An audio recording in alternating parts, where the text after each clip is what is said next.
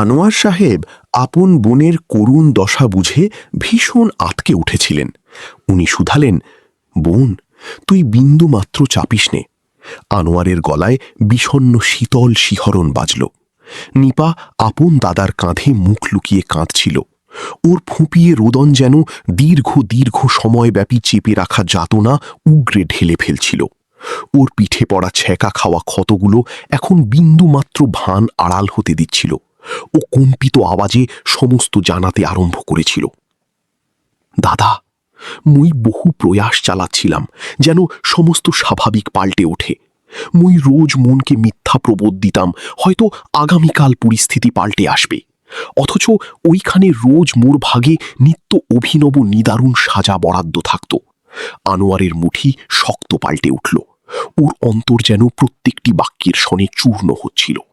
নিপা আঁখির অশ্রু সরিয়ে পুনরায় জানালো, ননদ রিনা মুখে উঠতে বসতে গঞ্জনা শোনাত, কাজ নিখুঁত না ঘটলে পিটাত, বিলম্ব ঘটলে অকথ্য কুবাক্য বক্ত, এবং ওই ক্ষণ ও কয়েক সেকেন্ডের খাতিরে থমকে দাঁড়ালো, যেন ওই কালটা পুনরায় ফের তাজা রূপে দেখছে। ওই ক্ষণ সে মোর চুল টেনে জ্বলন্ত ইস্ত্রি ছুঁইয়ে দিয়েছিল। এই বাক্য জানতেই আনোয়ারের গোটা দেহ যেন পাথর পাল্টে গেল। ওর নয়নে আগুন জ্বলে উঠল। যথেষ্ট, বিস্তর ঘটেছে, উনি চোয়ালে চোয়াল ঘষে শোনালেন। অথচ নিপা বিন্দুমাত্র তখনও রোকেনি। দাদা, এই সবের ভেতরে কেবল ননদ রিনা নয়, জামিলও গোটা শয়তান বংশযুক্ত। একজনও কোনোদিন মুখে সাহায্য দেয়নি। মুই রোজ নিঃসঙ্গ যুদ্ধ চালিয়ে গিয়েছি। কক্ষে নীরবতা ছেয়ে বসল।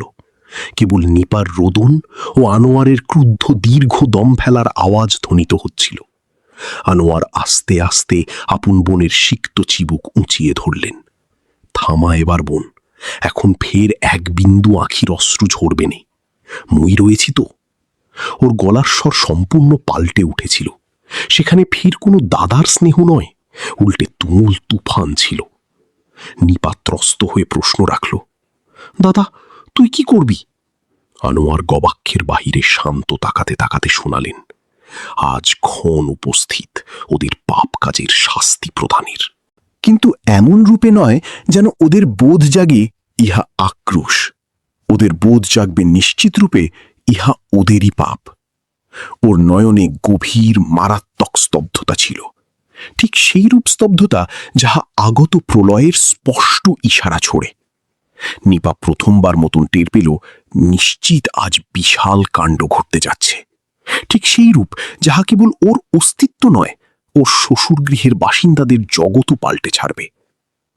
ওই রজনীতে আনোয়ার বিন্দু মাত্র ঘুমননি। কক্ষের বাতি সম্পূর্ণ নিভানো ছিল, অথচ ওর মস্তিষ্কে অনবরত চিন্তার তুফান ছুটছিল। নিপার প্রত্যেকটি উক্তি, প্রত্যেকটি সজল আঁখি, প্রত্যেকটি আঘাত ওর অন্তরে ধ্বনিত তীব্র হচ্ছিল। একজন দাদার নিরিখে ইহার অধিক তীব্র যন্ত্রণা অপর কি ঘটতে সক্ষম, যখন আপন আদরের বোন, যাহাকেও প্রাণের টুকরো সম লালন করেছে, বর্তমানে ভিন্ন ব্যক্তির সংসারে এইরূপে নিদারুণ ধুঁকে ধুঁকে নিত্য জ্বলছে। অথচ আনোয়ার কেবল মর্মাহতই হয়ে থাকেননি। এক্ষণে ওর সত্তার অভ্যন্তরে একটি জমাট, সুতীব্র ও মারাত্মক প্রতিজ্ঞা অঙ্কুরিত হয়েছিল। উনি মনস্থির সম্পূর্ণ করেছিলেন, নিশ্চিত এখন উনি ভাবাবেগে গলে পড়ে বিন্দুমাত্র হঠকারিতা দেখাবেন নে। যাহাই ঘটাবেন ভীষণ হিসাব কষে নিখুঁত ঘটাবেন। বিপক্ষ ব্যক্তি যেন কেবল পরাজিতই নয়, উল্টে আপন প্রত্যেকটি অপরাধ টের পায়। প্রভাত জাগতেই আনোয়ারের নিত্য স্বভাব ভীষণ সাধারণ ঠেকল, যেন বিন্দুমাত্র ঘটেনি। উনি নিপাকেও শোনালেন, বোন, এখন তুই বৃথা দুশ্চিন্তা পুষিস নে, যাহা ঘটানোর মই ঘটাবো। অথচ তুই এক্ষণে ভুলেও অপরকে বিন্দু জানাবি নে। নিপা আপন দাদার নয়নে প্রবল অচেনা মনোবল খুঁজল, যাহা দর্শনে ও ঈষৎ খানিকটা আরাম ঠিকই খুঁজল। অথচ অন্তরের গহীন কোনো প্রান্তে শঙ্কাও জাগল। বস্তুত নিশ্চিত দাদা কি ঘটাতে চাইছেন। আনোয়ার ওই দিনই একটা পুরনো যোগাযোগ বার করে অপরকে কল লাগালেন। তখন ওর গলার স্বর চাপা শোনাল, অথচ বাক্যগুলো শোনালো পরিষ্কার, মোর তোর সহায়তা দরকার, জরুরি একটি কর্ম রয়েছে, ভীষণ দরকারি।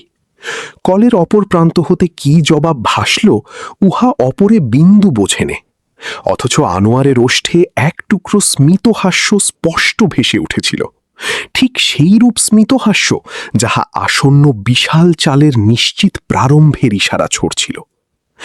বিপরীত দিকে নিপার শ্বশুরগৃহে সমস্ত কিছু পূর্বের ন্যায় সাধারণ এগোচ্ছিল, অথচ ওরা সামান্যতম টের পেতে সক্ষম হয়নি নিশ্চিত এখন পাশা পাল্টে যেতে বসছে। রীনা বেগম আপন দাম্ভিকতায় পূর্ণ বিভোর ছিলেন।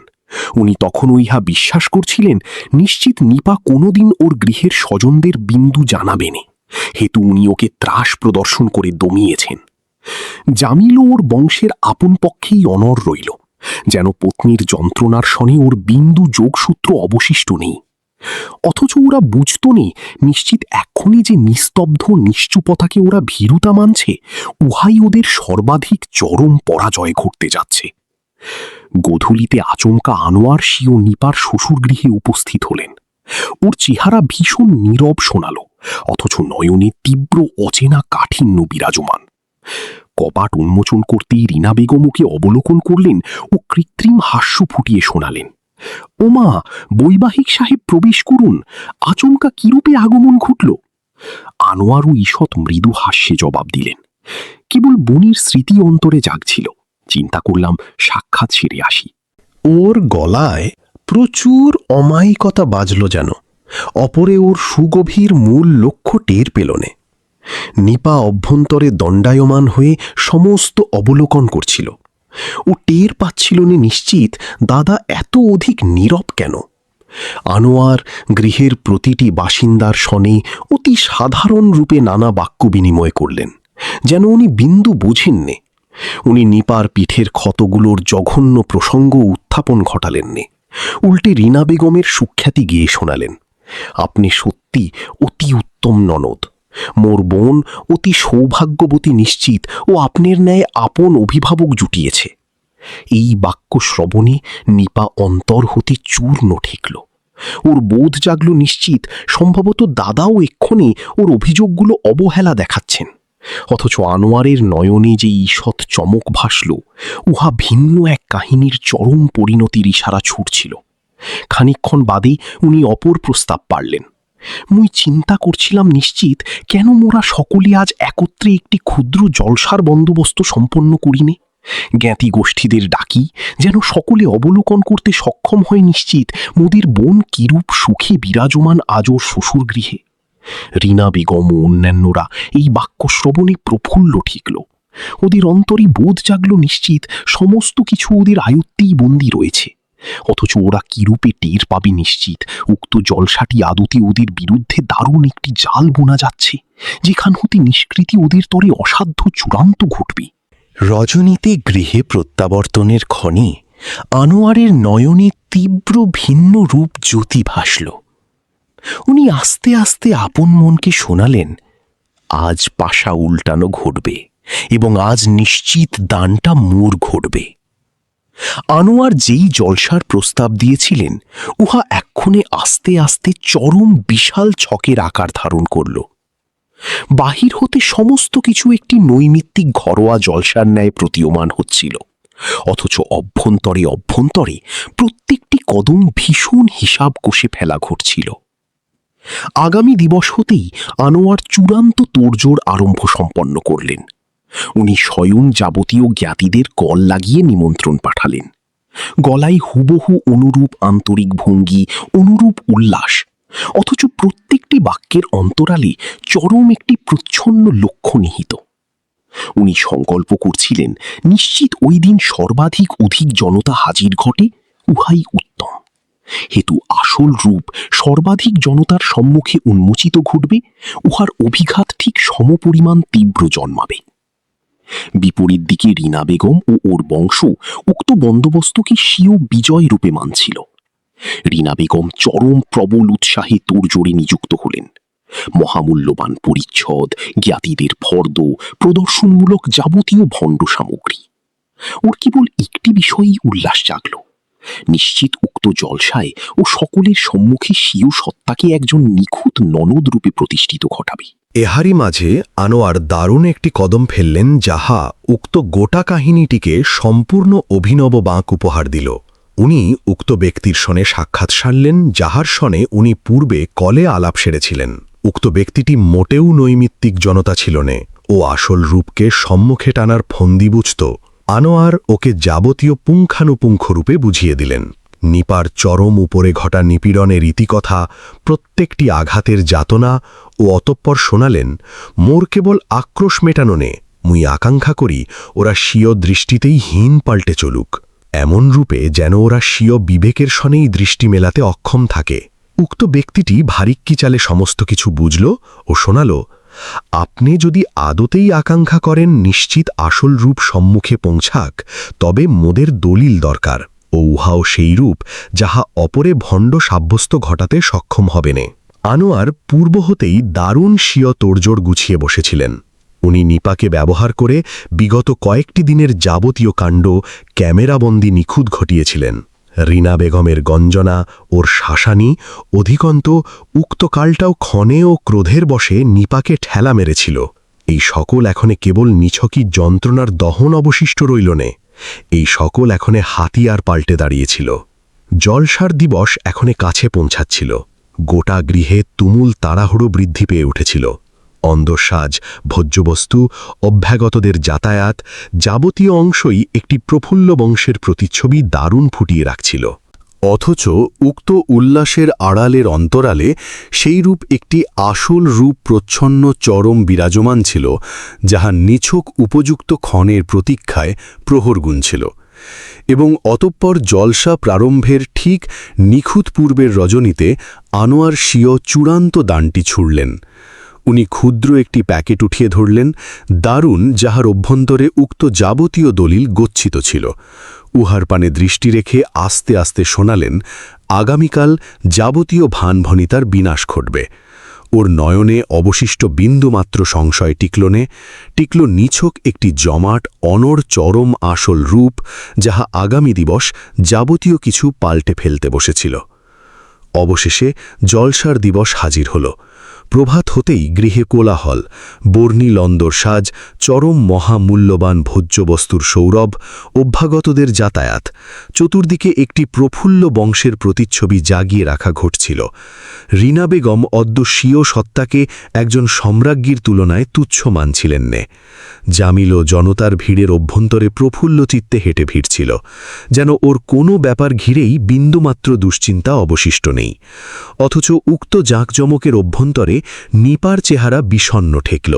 ও জমায়েতের ভেতরে হাজির ঠেকল, অথচ ওর অন্তর ভিন্ন স্থানে হারানো।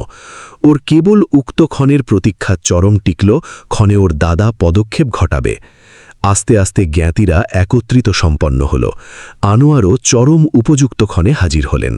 ওর চেহারা অদ্য অনুরূপ নীরব ঠেকল। অথচ ওর নয়নে তীব্র অচেনা অনর্ভাব স্পষ্ট অবলোকন করা সম্ভব হচ্ছিল। রিনা বেগম ভীষণ অহংকারের সনে ওকে অভ্যর্থনা শোনালেন। ওর বোধ জাগছিল নিশ্চিত অদ্য ও সকলের সম্মুখে স্বীয় চরম বিজয়ের প্রদর্শনী ঘটাবে। খানিকক্ষণ বাদে ক্রমশ যাবতীয় অভ্যগত আসন গ্রহণ সারল। রিনা বেগম প্রফুল্ল চিত্তে শোনালেন, অদ্য মোরা সকলে এইখানে একটি নির্দিষ্ট উদ্দেশ্যে চরম একত্রিত ঘটেছি, মোদের ভাই বউ নিপার খাতিরে।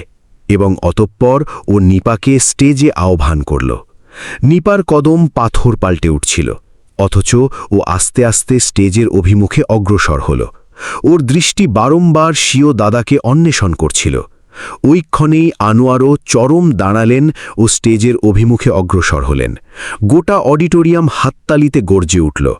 আনোয়ার মুষ্টিতে মাইক্রোফোন ধরলেন।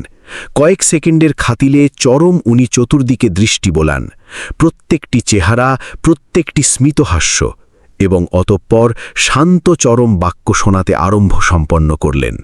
অদ্যমুই ভীষণ প্রফুল্ল, হেতু মোর বোন ওর শ্বশুর গৃহে ভীষণ সুখে বিরাজমান।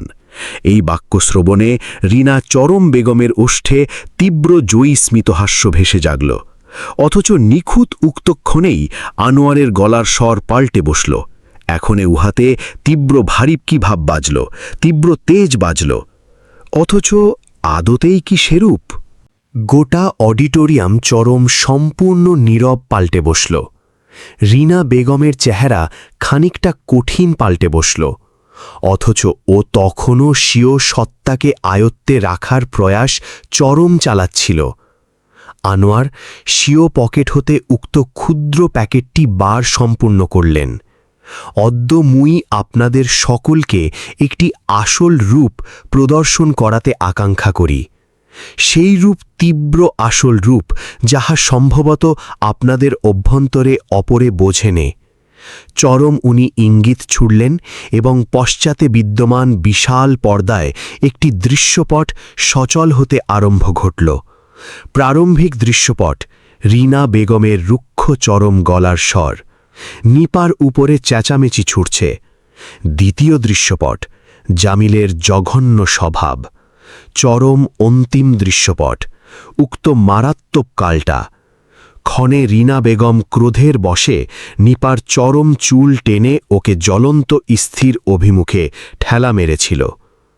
গোটা অডিটোরিয়াম নিশ্চুপ পাল্টে বসল। প্রত্যেকটি চেহারায় তাজ্জব, ক্রোধ ও সন্দেহ চরম পরিষ্কার অবলোকন করা সম্ভব হচ্ছিল। রীনা বেগমের চেহারার আভা রক্তশূন্য পাল্টে উঠেছিল। ওর মুঠি শিহরিত হচ্ছিল। ও বাক্য শোনাতে আকাঙ্ক্ষা করছিল, অথচ বাক্য চরম যেন ওর কণ্ঠনালীতেই আবদ্ধ হয়ে উঠেছিল। জামিলও বাক্যরুগ্ধ পাল্টে দণ্ডায়মান ছিল। ওর নজর চরম নিম্নমুখী ঠেকল, যেন প্রথমবারের ন্যায় ও স্বীয় অপরাধ টের পাচ্ছিল। আনোয়ারের চরম গলার স্বর পুনরায় ধ্বনিত জাগল। ইহা ঘটল মোর বোনের উল্লাস, ইহা ঘটল উক্ত আসল রূপ যাহা আপনাদের সকলের নিকট হতে চরম প্রচ্ছন্ন গচ্ছিত করা ঘটেছিল। নিবার আঁখি গড়িয়ে অশ্রু ঝরছিল, অথচ এক্ষণে উহাতে বিন্দুমাত্র শঙ্কা অবশিষ্ট ছিল নে। এক্ষণে উহাতে তীব্র অচেনা চরম আরাম ঠেকল, যেন ওর যাতনা অবশেষে একটি আওয়াজ অনুসন্ধান করে জুটেছে। গোটা পরিমণ্ডল এক্ষণে পাল্টে উঠেছিল। যাহারা খানিকক্ষণ পূর্বেও করতালির ধ্বনি বাজাচ্ছিল, এক্ষণে ওরাই ক্রোধ ও চরম বিদ্বেষে পূর্ণ নজরে রীনা বেগম এবং ওর বংশের অভিমুখে দৃষ্টি রাখছিল। এবং ওইক্ষণে আনমার অধিক একটি পদক্ষেপ অগ্রসর হলেন। অদ্যকার বাদে মোর বোন উক্ত গৃহে চরম 1 সেকেন্ডও বাস করবে নে। উক্ত বাক্যগুলো যেন বজ্র আঘাত হানার ন্যায় ধ্বনিত হল। আনোয়ারের ঘোষণার চরম বাদে গোটা অডিটোরিয়াম যেন স্তব্ধ হয়ে দাঁড়িয়েছিল। রীনা বেগমের অবয়ব হতে অহমিকা সম্পূর্ণ চরম উধাও পাল্টে গিয়েছিল। ওর নয়নে এক্ষণে শঙ্কা পরিষ্কার অবলোকন করা যাচ্ছিল। আনোয়ার চরম দীর্ঘশ্বাস ছাড়লেন ও 1 কদম অগ্রসর হয়ে শোনালেন, মুই নিছক আসল রূপ প্রদর্শন করিয়েছি, অথচ তখনও ফাইসালা চরম বাকি রয়েছে। ওর গলার স্বর এক্ষণে অধিক বেশি অনর ও কঠোর পাল্টে উঠেছিল। উনি উক্ত ব্যক্তিটিকে ইশারা ছুড়লেন, যে চরম জমায়েতের অভ্যন্তরে নিশ্চুপ দণ্ডায়মান ছিল, উক্ত ব্যক্তিটি যাহার নিকট উনি পূর্বে সহায়তা প্রার্থনা করেছিলেন। ও অগ্রসর হল চরম ও সকলের সম্মুখে আপন পরিচিতি জ্ঞাপন সম্পন্ন করল। সে একজন আইনজীবী ছিল, যে গার্হস্থ্য হিংসার মামলাগুলোতে অভিজ্ঞ। সে পরিষ্কার শব্দে শোনাল, এতক্ষণ আপনারা যাহা যাবতীয় অবলোকন করলেন, উহা নিছক একটি ঘরোয়া চরম বিবাদ নয়, উহা একটি ভয়ানক অপরাধ ও ইহার খাতিরে সংবিধানে কঠোর সাজার চরম নিয়ম রয়েছে। এই বাক্য জানতেই রীনা বেগমের পাদুকার নিম্নের মৃত্তিকা সরে বসল ও ত্রস্ত পাল্টে শোনাল, বৈবাহিক সাহেব, এই সকল মিথ্যে ধারণা, মুই সেইরূপ বিন্দু ঘটাইনি। অথচ ওর কণ্ঠে এখনে আর উক্ত জোর অবশিষ্ট ছিল নে যাহা পূর্বে বাজত। আনোয়ার ওর চরম বাক্য থামিয়ে দিয়ে শোনালেন, মিথ্যে ধারণা? উক্ত দৃশ্যপটটিও কি মিথ্যে ধারণা? মোর বোনের ক্ষতগুলোও কি বানোয়াট? ওর নয়নে এখনে নিছক একটি চরম জিনিসই বিরাজমান ছিল, আপন বোনের খাতিরে ফয়সালা। নিপা এতক্ষণ নিশ্চুপ পাল্টে দণ্ডায়মান ছিল, অথচ এখনে ও স্বয়ং অগ্রসর হয়ে শোনাল, যথেষ্ট ঘটেছে চরম ননদ রীনা, আর বানোয়াট শোনাবেন নে। মুই রোজ আপনার আসল রূপটি হজম করেছি, অথচ আর নে। ওর গলায় প্রথমবার ন্যায় বিন্দুমাত্র শঙ্কা চরম ছিল নে, উল্টে আত্মমর্যাদা জাগছিল। এবং ঐক্ষণি আনোয়ার স্বীয় অন্তিম পদক্ষেপ ফেললেন। চরম খানিকক্ষণের ভেতরেই প্রশাসন ওইখানে উপস্থিত হল।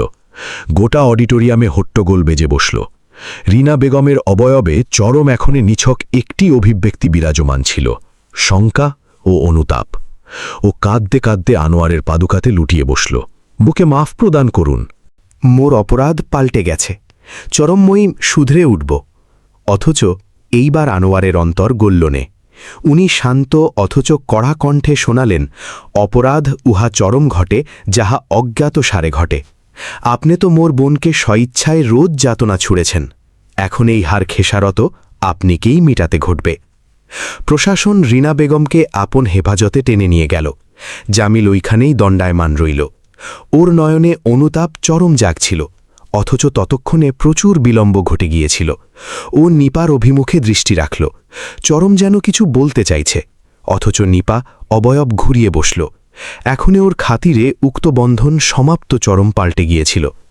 আনোয়ার আপন বোনের হস্ত চেপে ধরলেন ও ওকে স্বীয় আশ্রয়ে টেনে নিয়ে চলতে লাগলেন। নিপার কদম এখনে ভারমুক্ত পাল্টে গিয়েছিল, যেন ও চরম কোনো শৃঙ্খল হতে নিষ্কৃতি জুটেছে। ওর নয়নে অশ্রু জমল, অথচ এখন এই চরম অশ্রু যাতনার ছিল নে, উল্টে এক অভিনব প্রারম্ভের জাগল। নিপা ক্ষণে স্বীয় দাদার চরম আশ্রয়ে প্রত্যাবর্তন করল। ক্ষণে ওর কদমে এক অচেনা ভারমুক্ত অনুভূতি জাগছিল, যেন ও বহুকাল বাদে কোনো কারাগার হতে নিষ্কৃতি পেয়ে জুটেছে। অথচ উক্ত ভারমুক্ত অনুভূতির অন্তরালে একটা সুগভীর রিক্ততাও বিদ্যমান ছিল, চরমুক্ত রিক্ততা, যাহা চূর্ণ হওয়া বন্ধন ও ফেলে আসা যাতনার স্মৃতি ব্যবহার করে গঠিত হয়েছিল। গৃহের প্রত্যেকটি প্রকোষ্ঠ ওকে চরম আরাম বিলাচ্ছিল, অথচ রজনী নামতেই ওর মস্তিষ্কে উক্ত যাবতীয় দৃশ্যপট পুনরায় চরম তাজা পাল্টে উঠত। রিনা বেগমের গঞ্জনা, জামিলের নিশ্চুপতা ও উক্ত জ্বলন্ত চরম স্ত্রী, যাহাতে নিছক ওর পিঠ নয়, ওর মনোবল দগ্ধ পাল্টে গিয়েছিল। প্রচুরক্ষণ ও নিদ্রার অভ্যন্তরে ত্রস্ত হয়ে জেগে উঠত। ওর মুঠি অবচেতনভাবেই চরম শিহরিত হতে আরম্ভ ঘটত ও আখি হতে আপন খেয়ালে অশ্রু গড়িয়ে পড়ত। অথচ এখনই ফারাকটা দাঁড়ালো এই যে প্রতিবার ওর পাশে ওর চরম দাদা বিরাজমান ছিল, যে ওকে আগলানোর খাতিরে সর্বদা প্রস্তুত হয়ে দণ্ডায়মান ছিল। আনোয়ার চরম টের পেয়ে গিয়েছিলেন, নিশ্চিত নিছক ওকে উক্ত গৃহ হতে বার করে আনাটাই যথেষ্ট নে। এখনে ওকে অভিনব করে চরম টিকতে শেখাতে ঘটবে। উনি আস্তে আস্তে নিপাকে বোঝাতে আরম্ভ সম্পন্ন করলেন, বোন, চরম তোর্ষণে যাহা ঘটেছে উহা জঘন্য ছিল, অথচ এখনে তুই স্বীয় সত্তাকে উক্ত যাতনার অভ্যন্তরে আবদ্ধ করে রাখিস নে। তুই ভীরু নোস, তুই যতটা ভাবিস উহার তুলনায় অনেক অধিক পরাক্রমশালী। ওর এই বাক্যগুলো নিপার মস্তিষ্কে ছাপ ফেলতে চরম আরম্ভ করল। ও রোজ খানিক খানিক করে স্বীয় সত্তাকে সামলাতে আরম্ভ সম্পন্ন করল ও আপন ত্রাসের মোকাবিলা চালাতে চরম আরম্ভ সম্পন্ন করল। আপন ক্ষতগুলোকে ভীরুতা নয়, উল্টে আপন শক্তিতে রূপান্তরিত চালাতে আরম্ভ করল। কয়েকটি দিন বাদে আনোয়ার চরম অধিক একটি ভয়শালা গ্রহণ করলেন। উনি নিপাকে একটি এনজিওর সঙ্গে যুক্ত ঘটিয়ে দিলেন, যেখানে গার্হস্থ্য হিংসার শিকার হওয়া নারীদের চরম সহায়তা প্রদান করা ঘটত। প্রারম্ভে নিপার ওইখানে পৌঁছাতে শঙ্কা জাগছিল। ওর বোধ জাগত, নিশ্চিত ও অপরের চরম সম্মুখে আপন যাতনাটা কী রূপে তুলে ধরবে। অথচ ক্ষণেও ওইখানে অন্যান্য নারীদের ইতিকথা চরম বুঝল, ক্ষণেও উপলব্ধি করল ও নিঃসঙ্গ নেয়। সকলেরই আপন আপন যাতনা বিদ্যমান, অথচ সকলে উহা হতে নিষ্কৃতি পাওয়ার চরম প্রয়াস চালাচ্ছে। আস্তে আস্তে নিপাও আপন ইতিকথা শোনাতে আরম্ভ সম্পন্ন করল। প্রারম্ভে ওর কণ্ঠনালী শিহরিত হতো, আঁখিতে অশ্রু গড়িয়ে পড়ত, অথচ প্রতিবার ক্ষণেও বাক্য শোনাত, ক্ষণে ওর অন্তরের চরম শঙ্কা খানিকটা হলেও হ্রাস পেত। ও এক্ষুনি নিছক আপন ইতিকথাই শোনাচ্ছিল না, ও অপরকেও মনোবল বিলাচ্ছিল। ও টের পেয়ে গিয়েছিল, নিশ্চিত যাতনা প্রচ্ছন্ন রাখলে চরম উহা সমাপ্ত পাল্টে যায় না, উল্টে উহাকে গ্রহণ করলেই উহা হতে নিষ্কৃতি পাওয়া সাধ্য। চরম একদিন নিপা এনজিও হতে ফিরছিল। ওই ক্ষণেই ও অবলোকন করল নিশ্চিত বাহিরে কয়েকজন নারী ওর সনে সাক্ষাৎ ছাড়ার খাতিরে দণ্ডায়মান চরম রয়েছে। ওদের অভ্যন্তরে একজন ওর নিকটে অগ্রসর হয়ে শোনাল, আপনের ইতিকথা বুঝে মোরা মনোবল জুটিয়েছি। আপনি যদি আপনার খাতিরে রুখতে সক্ষম হন তবে মোরাও রুখব। এই বাক্য শ্রবণে নিপা রাখিতে অশ্রু গড়িয়ে এলো, অথচ এক্ষণে এই অশ্রু অহংকারের জাগল। ও প্রথমবার ন্যায় চরম টের পেল নিশ্চিত ওর যাতনা এক্ষণে আর নিছক একটা যাতনা পাল্টে থাকেনি, উহা এক্ষণে অপর কারো খাতিরে ভরসা পাল্টে উঠেছে। উক্ত রজনীতে ক্ষণেও স্বীয় কক্ষে বসেছিল, চরম ক্ষণেও দর্পণের স্বীয়র সত্তাকে অবলোকন করল। উক্ত হুবহু অবয়ব, হুবহু আঁখি, অথচ এক্ষণে উহাতে চরম এক অভিনব জ্যোতি জাগল, মনোবলের, আত্মমর্যাদার। ও আস্তে আস্তে আপন মনকে শোনাল, মুই চূর্ণ পাল্টে যাইনি, মুই অদ্য চরম অধিক পরাক্রমশালী পাল্টে উঠেছি। ওই দিন নিপা এনজিও হতে গৃহে ফিরছিল। গোধূলির ক্ষণ ছিল, ও আপন চিন্তায় বিভোর ছিল। নিখুঁত ঐক্ষণেই আচমকা ওর সম্মুখে এক চেনা চরম গলার স্বর ধ্বনিত হল, নিপা। ও মস্তক উঁচাতেই ওর কদম ওইখানেই চরম আটকে গেল। সম্মুখে জামিল দণ্ডায়মান ছিল। কয়েক সেকেন্ডের খাতিরে কাল যেন আটকে গেল। নিপার আখিতে একসাথে বহুগুলো চরম স্পন্দন ফুটে উঠল, তাজ্জব, ক্রোধ, যাতনা ও কোথাও না কোথাও এক পুরনো স্মৃতির চরম ঈষৎ প্রতিচ্ছবি। অথচ এক্ষণে ও স্বীয় সত্তাকে আয়ত্তে রাখল। ও আর উক্ত নিপা ছিল নে যে কথায় কথায় নিশ্চুপ পাল্টে চরম যেত। জামিলের অবয়ব পাল্টে গিয়েছিল, ওর আখির নিম্নে কালি জমেছিল, অবয়বে অনুতাপের চরম সুগভীর ভাঁজ ছিল।